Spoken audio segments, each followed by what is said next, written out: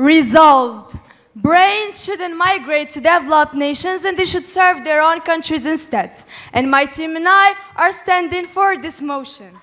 Respected judges, dear opponents, faculty members and audience, greetings. I firstly humbly want to express my thanks for your interest in today's topic of debate. This topic that created controversy within societies and individuals. A topic whose results affected generations and countries and is one of the most debated socio-political topics of our time.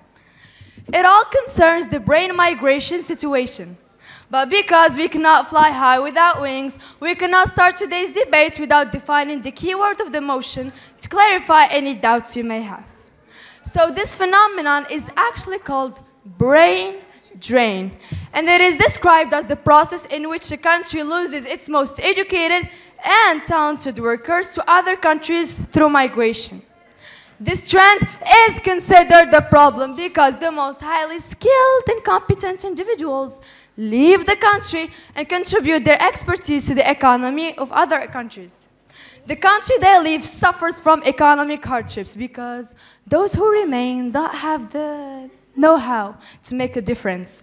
Brain drain can also be defined as the loss of the academic and technological labor force through the moving of human capital to other areas. It often occurs from developing to developed areas. Brain drain causes countries, industries, and organizations to lose a core portion of valuable individuals. It often is about the departure of a group of doctors, healthcare professionals, scientists, engineers, or financial professionals. And when these people leave, their places of origin are harmed in many ways. One of the most serious risks of the brain drain are the losses related to wasting huge amounts of money on teaching and training students who have attained these advanced competencies. So their migration widens the gap between rich and poor countries because it gives the recipient country great benefits with direct economic returns. In contrast, they constitute a net loss for the country from which these scholars were displaced. One of the Arab Labor Organization reports that the annual losses incurred by Arab countries are not less than $200 billion. And these numbers are associated with significant losses resulting from the qualification of these minds and the cost of the payments of their education within their home countries. Because, according to TheGuardian.com, it costs around $70,000 to train a specialist. And now, to make this more simple for you, let's pretend I am a father. I give my kid the education and the training he needed. And yes, I do have problems inside of my household, just like any other father in house does. But now that I need him, and now that he can return me the favor and help me develop, you know what he did? He let me and his siblings down. He betrayed me by helping another father that does not care about him, another father that just wants to benefit from him directly without wasting any money on him. And in case you did not understand, the father here is the home country that paid for your education and for your health care. And you are thinking it by leaving and helping another country. Leaving your home country behind without any help. So how could that country develop in the future while losing these competencies? Thank you.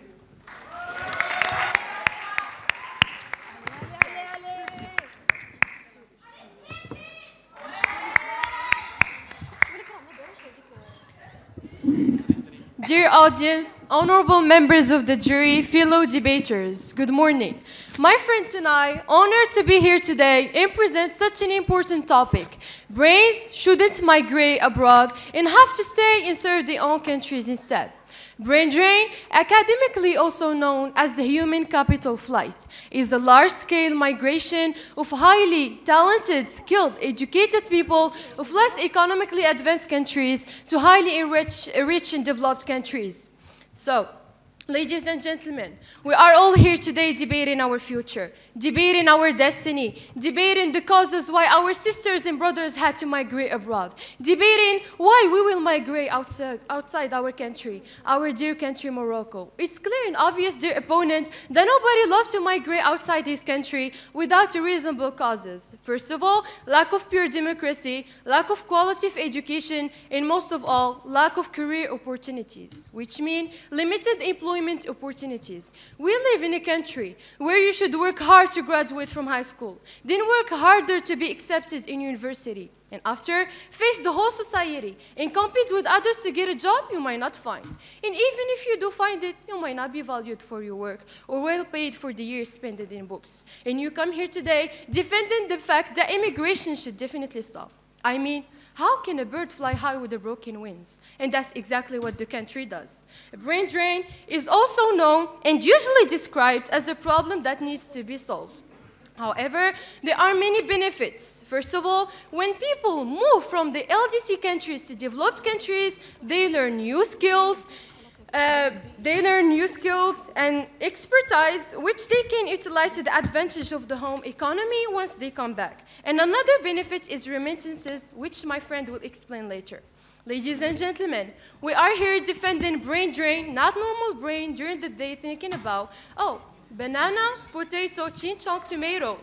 During the night, thinking about, oh, I wonder why the earth is placed exactly right here. Are the clouds the tightest cotton candy? We are defending immigrants. Immigrants that are supposed to serve a country. But how can they serve their country without having a job or being actual active members in society? And this is the real and the basic question beyond this whole debate.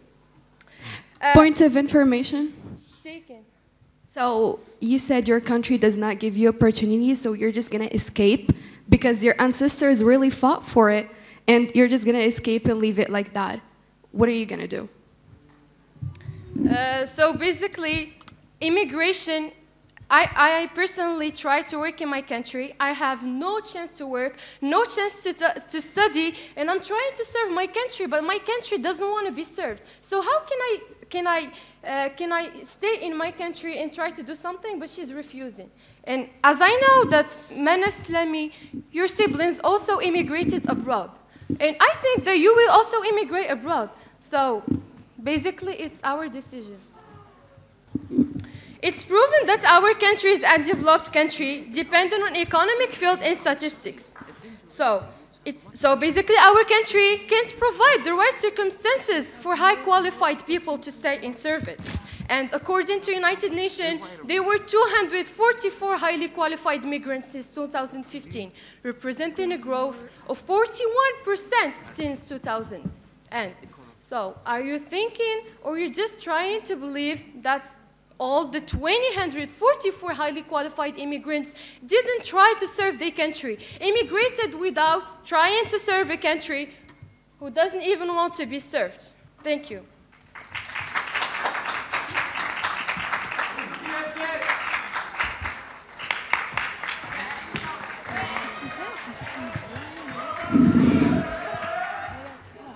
I would like to point out a little misconception we have here. Without any real causes to stay in this home country, well, I will get more into depth in this for this whole intervention. Well, the movement of qualified professionals from developing to developed countries has noticed a significant increase, and we believe that this has a negative impact on the home country. We are here today to convince the new generation, us, that we should stay and help in making it a better place for everyone instead of fleeing it and running away from our responsibilities. As our Prime Minister has already mentioned, brain drain has become a great problem to the countries that are experiencing it. They are faced with an imminent lack of human resources. And it makes sense. The more talented people move away and settle down in other developed nations, which means that no innovation will ever be made in the home country. Without skilled workforce and innovative ideas, the country's infrastructure will start to collapse. If educated people are hired by foreign countries to work in foreign soil, that means that the home country, which is the developing one, who is in most need of their human resources, will just fall behind and get even weaker. According to the Organization for Economic Cooperation and Development, this happens in every sector, and it also concerns students. Almost 4.5 million students move away to continue their studies and are highly unlikely to come back. However, this definitely the disadvantages of this mass exodus outweighs the positive effects. And some of the most damaging impacts are loss of investment, which leads to loss of revenue, the development of the country is impaired, and the healthcare system is in disarray. The population is suffering due to the outflow of healthcare professionals. As it is well known, one of the main reasons behind brain drain is work hunting and looking for job opportunities. However, the whole world, especially the favorite countries for brains looking for jobs, are noticing a crisis. For example, the USA's economy and France that has noticed a 8.5% unemployment rate. The second reason behind brain drain is the condition of work. However, many countries started paying a lot of attention to this topic. Morocco, as an example, when the government in 2007 implemented a new strategy called the Moroccan Government for the International Forum for Moroccan Competencies Working Abroad, to attract young Moroccans working abroad to come back and integrate them into the business, scientific research, and higher education sectors. Saeed Amzazi, Minister of Education and Vocational Training and Scientific Research, states that this is only one of the many strategies Morocco is trying to implement in this country to try and stop the negative effect of this phenomenon. This only brings me to our point today, and that is brains should not migrate and should stay in their own country and try and making it one of the best, and they are the only way and the only hope we can make it a better place for everyone. And this is the only possible way to make it higher, to try and be a better country instead of just aspiring and trying to follow another country. And as the quote states, it is already a slow process. Don't make it slower by quitting. End quote. Thank you.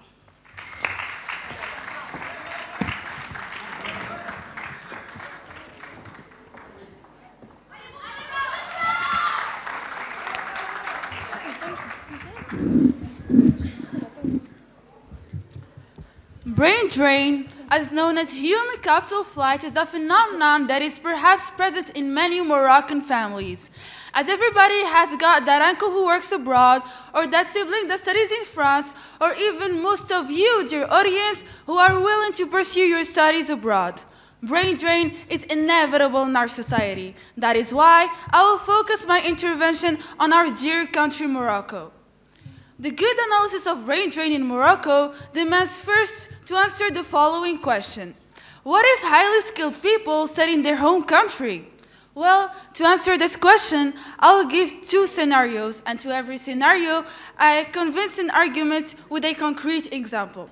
Scenario number one, brain waste, which means the underuse of skills and talents of these individuals, and this affects negatively the economy. It could also generate the murder of innovation and invention. As an example, Zakaria Khadim, a multimillionaire man and the founder of a cybersecurity company who was once underestimated by his teachers. They gave him an eliminatory mark despite his excellent work. He moved then to the UAE and used his hacking skills to find vulnerabilities in big companies and offers instead making their systems more secure. If he had stayed in Morocco, chances are null to have reached this success. Moving on to the second scenario, which is joblessness. This phenomenon has spread across our country, leaving more than 9% of workforce unemployed. In Morocco, you are more likely to work if you are an illiterate rather than if you have a degree. According to a study conducted in the MENA region, the probability of unemployment is 4% if you do not receive any education, while it reaches 16% if you have a university degree, which is 4 times the previous one. Unfortunately, both of these scenarios are desperate.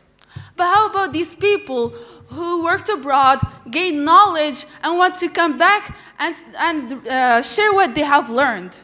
Well, they could unfortunately get robbed, as in the case Babdarna.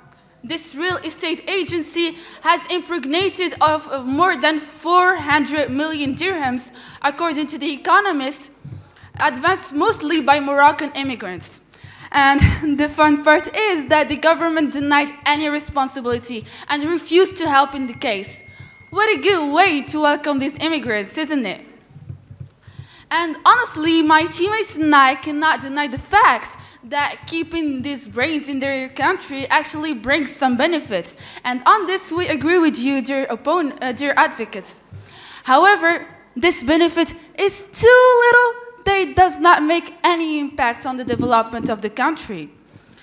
Our country, as many developing nations, faces many challenges in labor market, and the main ones are the lack of inclusion of women and youth, slow job growth, and also low quality of jobs, as more than 40% of workforce works in agriculture. In addition to these challenges comes corruption, bad institutions, and also closed-minded people. Morocco is far beyond from development, and it is surely not by keeping this brains that it will accomplish it. Thank you.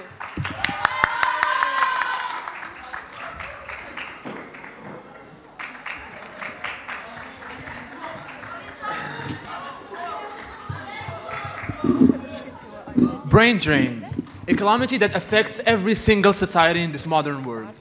A global phenomenon who's not only a problem, but also a cause to many other problems, including unemployment, the lack of tax revenue, the tension between countries, and wait, I know what you're thinking about. Unemployment is a cause of brain drain, not a consequence. Well, you're right, but not in that way. See, brain drain and unemployment are an infinite loop, a paradox. Because of the rate of unemployment, people are migrating to other nations. And as a consequence of that, there are not enough economical projects and businesses in their home country, which raises the rate of unemployment. And if you want to end this, you have to break that loop somewhere. And what's better than stopping brain migration so that economical businesses and projects are made in their home country, which will offer job opportunities to citizens and will automatically serve their home country. And this gets me to my second point, which is just from the fact that you are born in a country, you owe it something. You owe the government something. Just because you are born and you had everything you wanted to and you lived in peace, you owe that country something. And you end up at the end serving another country. Not only this is betrayal, but it also leads to another problem that we don't necessarily think about, which is the lack of tax revenue. See, the government can't do anything without taxes. And people who go and work in other countries help to that problem. And in one way or another contribute to the demolition of the economical progress of their home country. And what does that lead to? Of course, unemployment. POI. Yep. So first of all, not all the developing countries are actually in peace. You said that one of the reasons that people, when they immigrate, they used to live in peace and they used to have good conditions, but actually not all the developing countries are in peace. Okay. The countries that don't have peace have immigrants, not brain drain. For example, Syria, which has war, they are immigrants, they are not brain drains, they are not skilled, they are just migrating for survival. Also, POI. No, refused. Also, when I was doing some research, I found that some people say that brain drain helps create economical links between countries. And to that, I say no. Brain drain creates tension between countries. And even if we assume that it creates links. There will always be a country which is favorite in front of another, a brain-draining country and a brain-gaining country. And before I end my speech, I just want to say that brain migration was never a solution and will never be. If you are born in a land, have some faith, some compassion. No matter what position or what conditions you are in, commit to your goals. Your home country's progression relies on your contribution and your connection with it. Don't say there is no profession or no protection. Have some determination. No one has ever made it by leaving. Frustration is only in your head. And you know, I may be debating today in front of this opposition, but trust me, this is a medication for everyone here. And this is neither a conclusion or introduction, but this is just a motivation for the ones who want a real education. Thank you. Okay. They are Moroccan. They are Syrian. Actually, if you take a look to the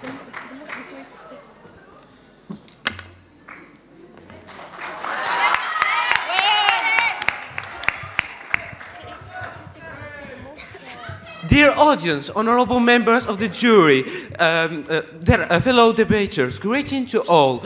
Before I start my intervention, I want to say something to my dear member of the government. First of all, I think that you are confusing between brain drain and normal immigration. Because if I do remember, the Prime Minister has said that brain drain is immigration of scientific. And as we know, science is the most important thing of the world. So the country developed cannot waste those scientific. They need them. So I think that they won't suffer from unemployment. Then I will return to what you have said. Actually, you have said that the Syrians are suffering. You have said that Syrians aren't enabled, but I hate to tell you not, because actually, if you took a lot on the NASA, they are full of.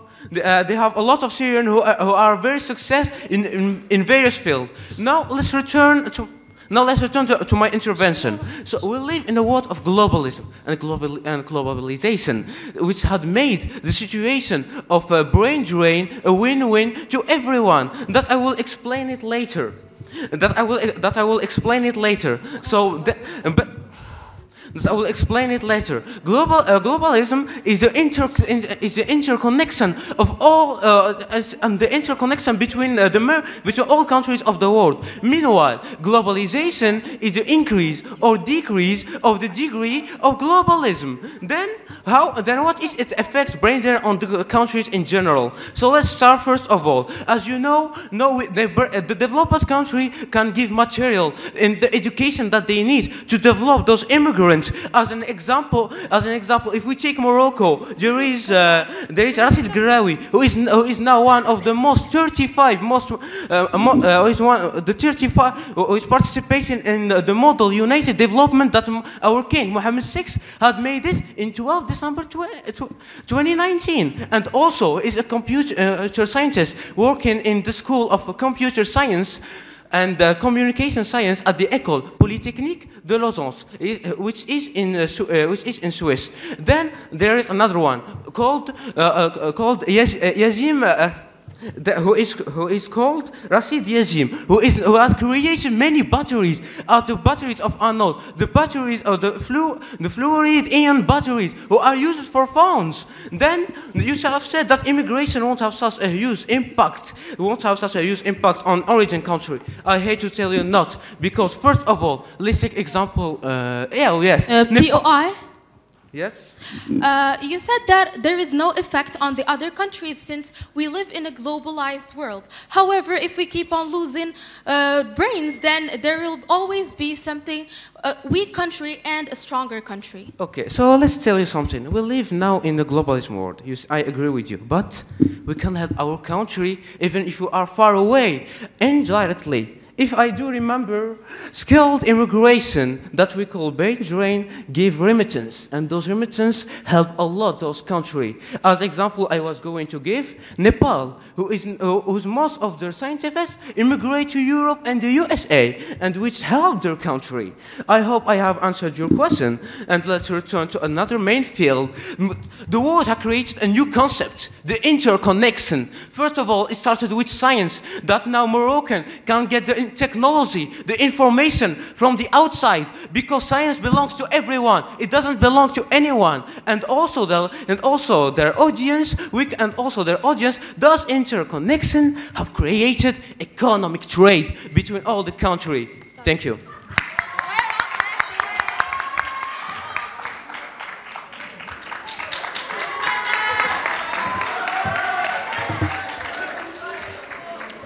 Respected judges, my worthy opponents, faculty members, and audience, good morning. A study by Nicolas Sarrazin, a French sociologist and therapist, had shown that human beings are biologically, cognitively, physically, spiritually wired to belong. And when this need is not met, they don't function as they are meant to be. They numb. So this is a random, straightforward fact, but I want you to remember it because it's going to help us light off the shallow aspects of the conversation and deep into it a little bit deeper. So, let's say we have two Joeys. We have an average Joey and a natural average Joey. Growing up, their minds have been programmed by other people's stories, affirmations, experiences, and beliefs. And these people are divided into two groups of people. People with the victim mentality and people with the laser-focused mentality. The average Joey took whatever the people with the victim mentality had to say and starts operating according to it. Now, he blames everything. He blames his situation on outer circumstances because it's easy. It's so easy to be a victim. But trust me, if you're doing that, you're only fooling yourself. So, eventually, as an adult, he grows up to be either A, I'm not happy with my situation, yet I'm gonna keep my arms folded because let the government who made up this situation make me successful sort of citizen. Or maybe he had a chance to go abroad, but he couldn't stand it because of culture shock symptoms like the other 60% of other worldwide immigrants according to Wikipedia. What if? Now, what if he made it to financial stability abroad? Do you know what's missing? Remember the fact that I told you earlier? Yeah, the need to serve where he belongs is not met, so he's not a whole. Basically, he's gonna live with that darkness within his soul for a lifetime. Now, let's talk about the natural average Joey. The natural average Joey has his goals laser focused. You know why he can do that? Because he's a whole. He is spiritually and mentally complete. So, he sees the half cup full of his country. He's observing trends. He's playing the game like everyone else, but harder and smarter. He sees in the lack of services in his country a reason to start a business when he can offer services that are adapted to his local needs. So basically, he's serving his own people with a really, really unique way. He is replicating other fast-growing businesses into his own country. He's not discouraged by what the naysayers have to say, because if Milot Shebi could make it in Morocco from the streets to a multimillionaire, nearly a billionaire, he can make it too. We can make it too. He's earning, investing, enjoying. Do you know what we can get from this? Is that success does not have a home. Success has nothing to do with any location, geographical location. It's a product of your mind. So you can do, have anything that you want when you are mentally and spiritually complete. The nation's pride or a basic loser, really? Who's the person you've always aspired to be? Thank you.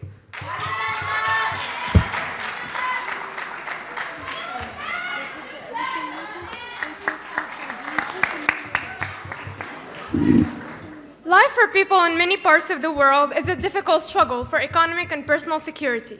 Even elite families can face uncertainties about their ability to meet their own needs under the circumstances they face, or to envision and provide a better life for their children. In countries where political upheaval or conflict has occurred, these concerns are greatly magnified. Leaving one's homeland to find a better life elsewhere becomes, if not an imperative, the rational choice of individuals. The economic stagnation and underdevelopment are major reasons of the brain drain in the first place. if developing countries are unable to employ or reward talent, or if corruption, cronyism, bureaucracy stifle innovation and entrepreneurship, would not hypothetical contributions brain immigrants could make have been limited in their home countries, or sometimes impossible?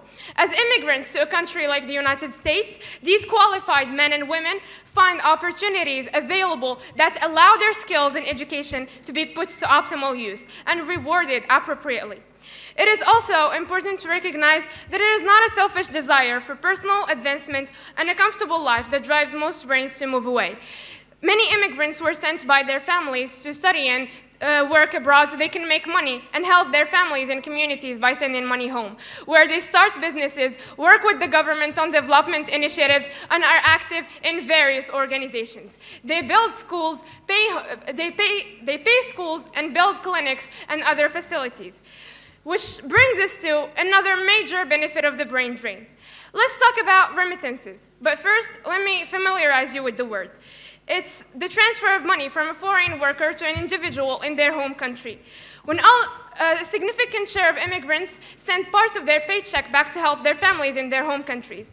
When all of those payments are added together, the amount of money on the move every year is enormous, and it competes with the international aid as one of the biggest financial inflows to developing countries.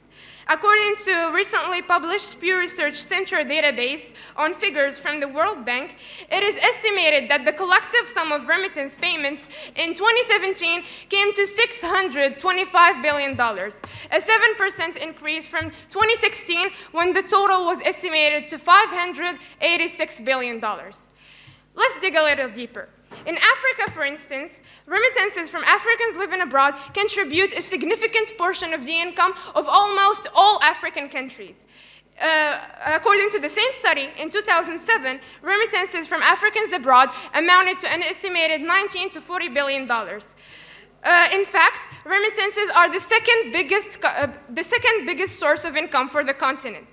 It makes you think, doesn't it? Who serves the country more, a brain immigrant or a simple citizen, more likely to be unemployed? The very act of immigrating is entrepreneurial, a self-selected risk taken in an effort to better one's circumstances. It's a mindset. Once you get on that plane, you either become another name on the huge list of icons who made it as immigrants, or you join the rare exceptions who didn't. But someone once told me that if you're not willing to risk the unusual, you'll have to settle with the ordinary. And in our case, the ordinary is filled with underdevelopment and misery. And I know that I would risk it all for a better future. The question is, why wouldn't you? Thank you.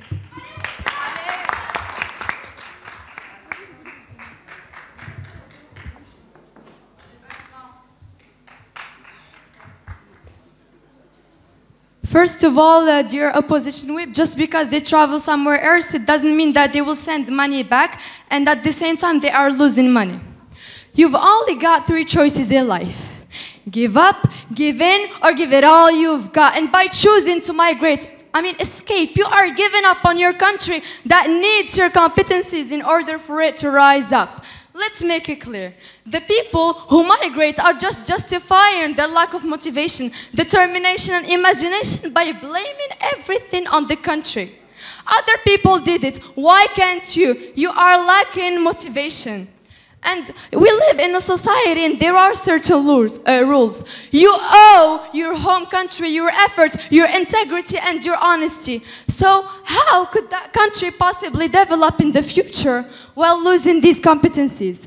How can we ensure a better future for the upcoming generations while this trend persists? It's a constant loop and we should break it. Excuse me, Prime Minister, but which effort are you exactly talking about? The effort of working hard late at night to stay in the country and work and have a job you might not find, to be a highly qualified person and stay and be considered as a normal brain in the society. Which effort are you exactly talking about? So basically, as you were defending that immigrants are just escaping from their home country. escaping because their country didn't value them, their country didn't give them opportunities to work or to serve their countries. So basically it's the country's fault, not the immigrants' fault. When you're trying to serve a country who doesn't want to be served, when you're doing all what it takes to be in your country, to work in your country, but the country doesn't even value you or give you, even pay you for your efforts. So I think it's not the immigrants' fault, and being immigrated doesn't mean escaping.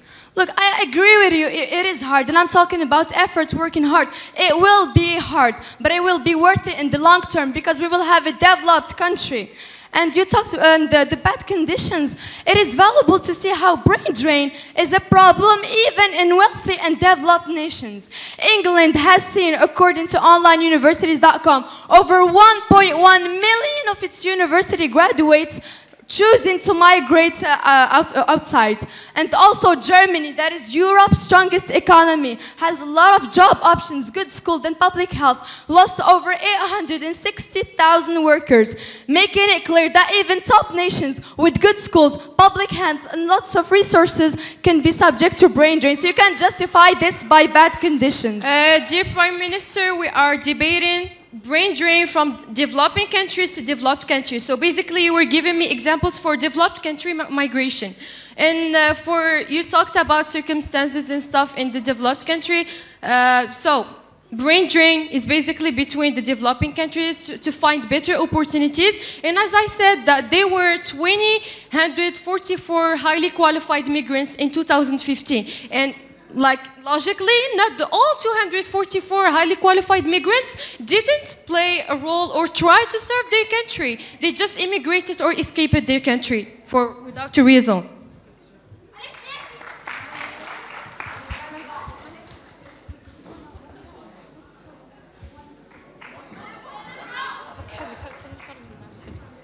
No, Kazi. One time. One.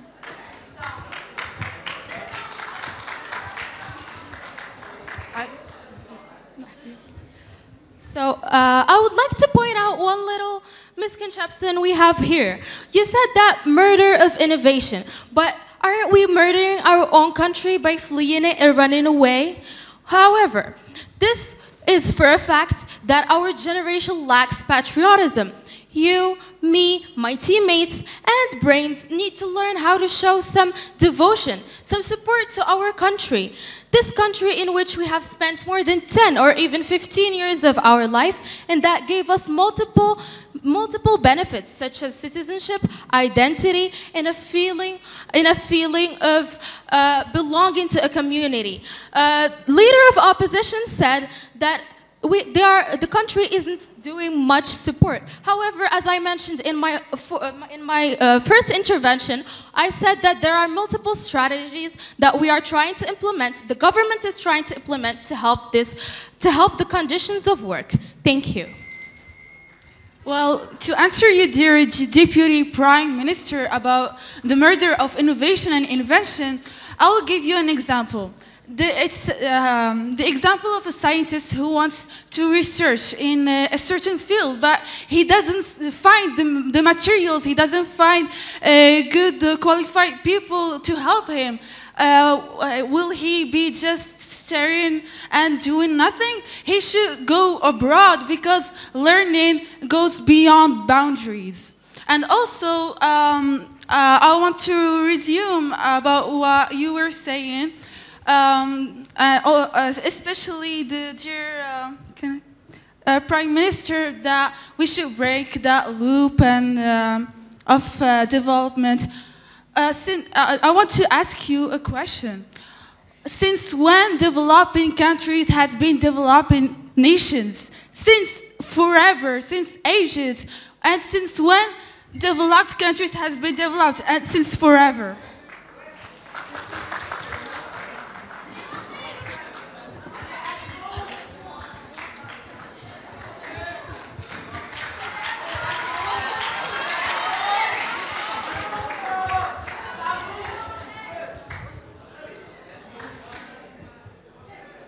So first of all, you guys said that there are no chances for job. That's the cause of brain drain.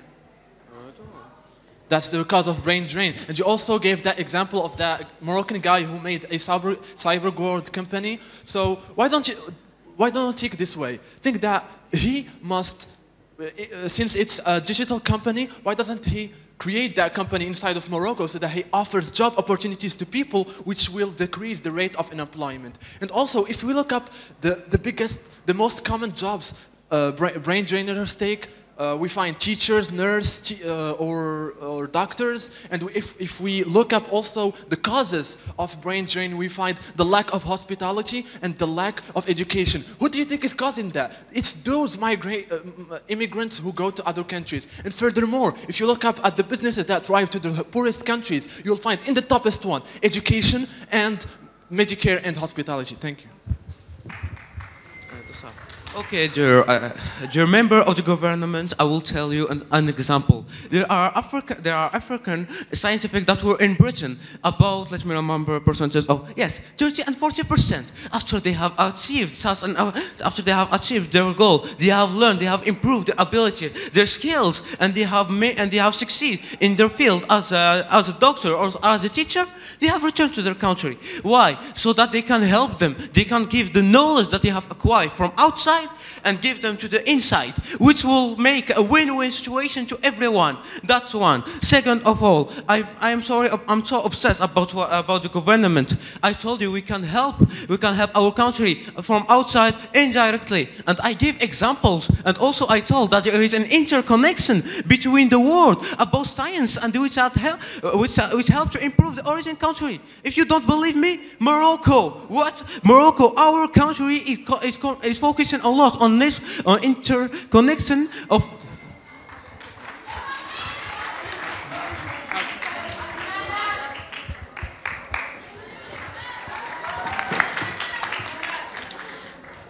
Dear opponents, I just wanted to clarify 1 of 3 points. First of all, in this household, we are debaters who do not go to any personal things. 2, if my siblings did immigrate, it doesn't give them credit that this is the right thing to do. 3, you were talking about immigrants giving their country money. Okay, we are talking about long-term development. You think they're gonna depend on them for a lifetime? Do you think that other developed countries, if they knew that this is gonna help the underdeveloped countries to compete with them, you think they're gonna keep immigrants in their countries? No. So for the people who are actually blaming everything on other circumstances, are they not giving or taking bribe? Are they voting for the right people? Are they respecting other citizens? Are they being the change that they want to see in their country? Are they making their dream country into reality? No, because if it was the case, we wouldn't even be here debating this motion. Thank you. All right, you said if developed countries knew that immigrants send money back to their home countries, they wouldn't like that. But you have to know something. Brain immigrants, they contribute a lot to the development of developed countries. So they need them.